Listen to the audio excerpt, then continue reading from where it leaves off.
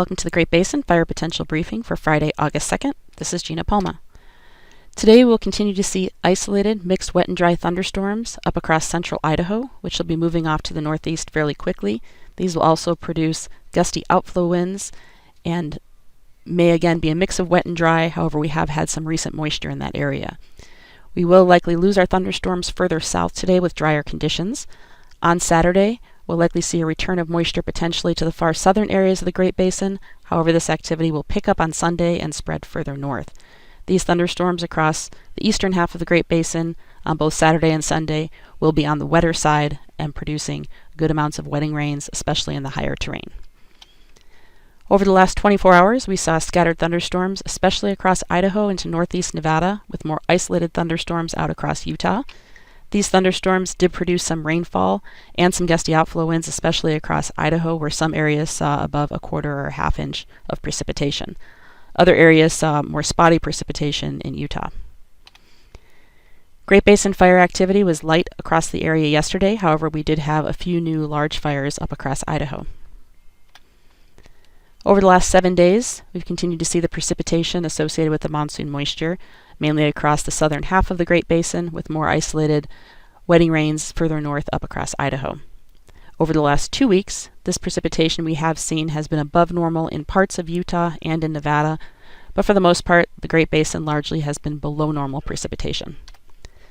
Looking at our current ERCs continue to trend downward over the southern half of the Great Basin, especially Utah, as the moisture remained in place, and ERCs are below the 50th percentile. Further north, where precipitation has been a little bit more spotty, ERCs have been on the rise across Idaho and are above the 70th to 80th percentile into the central Idaho mountains. If we look at our ERC charts, looking at central Idaho, again you can see how those ERCs continue to climb and are near normal for the time of year but above the 85th percentile. Further south, out across the western half of Nevada, where conditions have been drier, ERCs again have been increasing, but are near or just above normal for the time of year, with ERCs below normal now out across the eastern half of the Great Basin.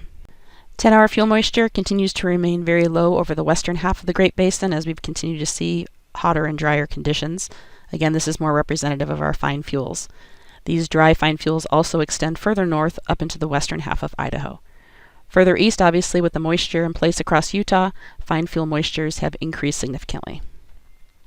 The satellite loop from this morning still shows high pressure ridge dominating the Four Corners area, with drier air in place, along with some typical breezy southwest winds out across the western half of the Great Basin, and now the moisture is lingering up across central Idaho, which is where the focus for any lightning will be today. We will see drier conditions across most areas tomorrow, with the exception of moisture quickly returning to southern areas of the Great Basin as that moisture continues to rotate around the area of high pressure. What you can't see off the screen are two tropical storms, which are in the eastern Pacific, moving westward. We may start to see some residual tropical moisture, at least at the mid and higher levels, start to get pulled up into western sides of the Great Basin, potentially by the middle of next week. This may trigger some lightning at that point. However, right now that's fairly low confidence, and we will be watching any of that return of moisture. Looking at the weather pattern for later today, again, drier conditions across much of the area with the exception of up across Idaho, where we'll see isolated to scattered mixed wet and dry thunderstorms, especially in the higher terrain.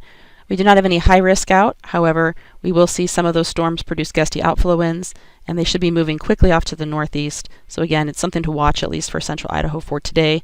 However, some of those areas did see some precipitation yesterday with the lightning. Relative humidity will drop into the single digits to low teens out across Nevada and still be elevated up across especially central Idaho. Winds today will generally be out of the south or southwest, more typical afternoon breezes across much of the area with the exception of near thunderstorm activity where you will see those gusty outflow winds. As we move into Saturday, we see drier conditions over northern and western areas, and that moisture quickly returns to the Arizona Strip into far southern Utah for a return of at least isolated thunderstorms. And these thunderstorms again would be on the higher side, on the higher precipitation side, at least seeing some low-end wetting rains with higher humidity. So again, generally low fire potential out across Utah with that return of lightning. On Saturday, again, we'll see generally very dry conditions over western half of the area and higher humidity already starting across Utah. Winds generally light across the region with the exception of the typical terrain-induced breezes. On Sunday, we'll see that moisture push further north, and so we'll see a greater concentration of lightning across Utah and possibly even into southeast or eastern Idaho into Wyoming, with continued dry conditions out west. So no high risk, as these thunderstorms again would be on the wetter side. We could obviously see new initial attack, new small fires, but again, the risk of large fires is fairly low. On Sunday, again, higher humidity above about 20% or 25% out across the eastern half of the basin, single digits to low teens in western areas. And we will see some breezy winds out across parts of eastern, central Nevada, and also along the Sierra front. These wind gusts would generally be between about 20 and 25 miles per hour. We also could see some breezy winds out across eastern Idaho. Forecast amounts of precipitation are obviously tied to the thunderstorm activity. We will again see most of the lightning out across Utah into possibly southeastern Idaho, but also even eastern Nevada as we approach Sunday. Could see some thunderstorm activity, again over eastern and northeast Nevada, and then the lightning today in the central Idaho mountains. As we move into next week, again, that area of high pressure remains dominant but drifts a little bit further west. You can start to see some of that remnant tropical moisture now over the eastern Pacific starting to get pulled northward off the California coast. So still dry conditions for western sides of the basin. We could still hang on to some lightning activity over the eastern half of the region as that moisture remains in place. Similar conditions on Tuesday. Any lightning would be fairly isolated and mainly over the eastern half of the basin. But again, you can see some of that moisture now being tracked into parts of Southern California, off basically remnants of the tropical moisture. So moving a little bit further north and east on Tuesday. And then as we move into Wednesday, the potential for that moisture to get pushed up into much of western and northern Nevada and Idaho is there. So we will be watching the return of thunderstorms, possibly for some of those areas as we get towards the middle of next week. Right now, it looks like any of these thunderstorms would be on the drier side. They'd be fairly fast moving, and most of this moisture, again, is mid and higher level moisture. So we will be watching that threat for the potential of dry thunderstorms over western and northern areas as we get towards the middle of next week. A little too early, and certainty is fairly low to add high risk, but we will continue to watch that. And then on Thursday, that moisture gets pushed further east with dry and breezy conditions in the west. 7-day forecast amount of precipitation is mainly what will be occurring here in the next few days with that next return of monsoon moisture over the eastern half of the Great Basin.